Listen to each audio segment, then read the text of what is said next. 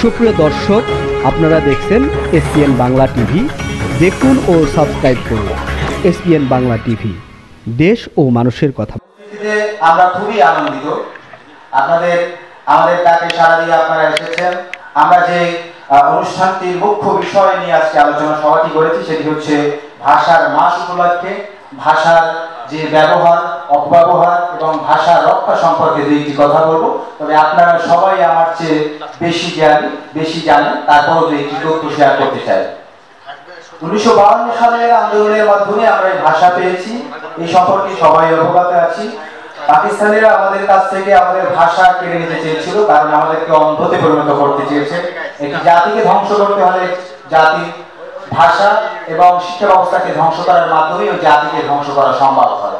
তো সম্মানিত সুধী, আমরা 1952 সালের ভাষা আন্দোলনের মাধ্যমে আমরা যে গৌরব অর্জন করেছি, সেই গৌরবকে আমাদেরকে লালিত করতে হলে, সেই গৌরবকে বাস্তবায়ন করতে হলে ভাষার সঠিক ব্যবহার আমাদেরকে করতে হবে।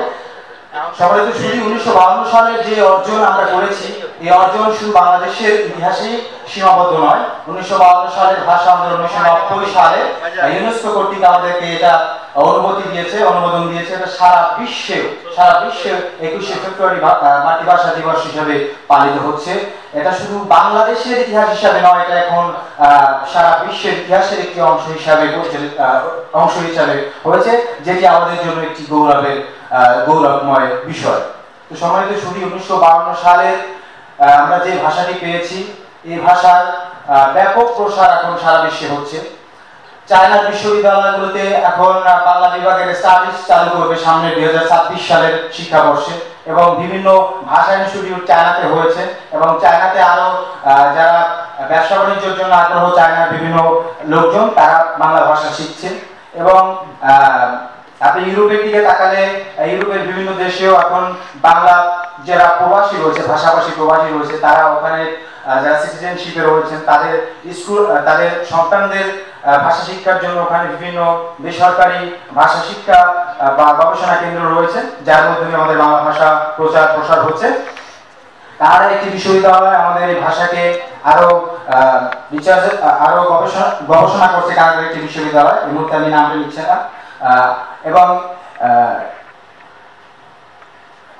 আরো কয়েকটি দেশ, ইউরোপ, আমেরিকা, কানাডা, আরো কয়েকটি দেশে আমাদের বাংলা ভাষাকে সম্প্রসারিত করার লক্ষ্যে কাজ করছে। এবং আমাদের এই যে আমাদের যে এই অর্জনটি ভাষা, এই ভাষার যে সঠিক ব্যবহার, এই সঠিক ব্যবহারের আমরা যে এখন মূল্যটা পাচ্ছি। 1952 সালে যারা শহীদ হয়েছিলেন, তারা যে রক্ত দিয়েছিলেন, তাদের রক্তের বিনিময়ে আমরা এখন কথা বলতে পারছি, আমরা আমাদের মনের ভাব প্রকাশ করতে পারছি। আচ্ছা, আমাদের যদি উর্দু ভাষা হতো তাহলে আমাদের কি হতো?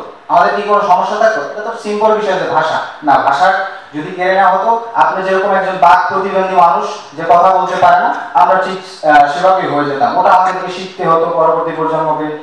কিন্তু আমরা এই জন্য আমাদের তৎকালীন ছাত্র সমাজ, তৎকালীন বাংলাদেশের জনগণ এটা মেনে নিতে পারেনি। তৎকালীন তার পরিপ্রেক্ষিতে আমরা 1952 সালের ভাষা আন্দোলনের মাধ্যমে আমাদের ভাষাকে রক্ষা করেছিলাম, যার ধারাবাহিকতায় 21শে ফেব্রুয়ারিতে আমরা পালন করি মাতৃভাষা দিবস, যেটি সারা বিশ্বে একই সঙ্গে একই যোগে পালিত হয়, যেটি আমাদের ইতিহাসের একটি অংশ।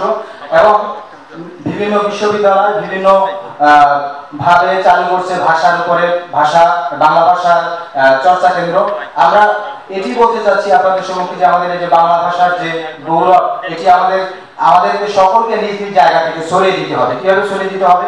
দেখেন, আমরা ইংরেজির যে ওয়েবসাইটগুলো ব্যবহার করি সোশ্যাল মিডিয়ায়, আমি যদি বাংলা প্ল্যাটফর্ম ব্যবহার করি, আমাদের তো ভাষা তো আন্তর্জাতিক মানের ভাষা, স্ট্যান্ডার্ড ভাষা কিন্তু কোনটা ছিল না। আরবি, উর্দু, হিন্দি, যে কোনো ভাষা কোনটাই ছিল না। এবং আপনি জেনে অবাক হবেন, বাংলাদেশের যে এই বাংলা ভাষাভাষী প্রায় 30 কোটি মানুষ, শুধু বাংলাদেশের মানুষই বাংলা ভাষা ব্যবহার করে না। আরো যেরকম পাকিস্তানের করাচিতে মিলি বাংলাদেশ নামে একটি জায়গা রয়েছে, ওখানে বাংলাদেশের প্রায় 20 লাখের বেশি মানুষ রয়েছে বাংলা ভাষাভাষী। কলকাতাতে রয়েছে, এবং নেপালের ক্ষুদ্র একটি জনগোষ্ঠী রয়েছে। এরকম আরো বাংলাদেশের বাংলা ভাষাকে বিশ্বের কয়েকটি দেশে বাংলা ভাষা প্রচার হচ্ছে, এবং নিজস্ব সংস্কৃতি এবং ভাষা হিসেবে তারা গ্রহণ করেছে।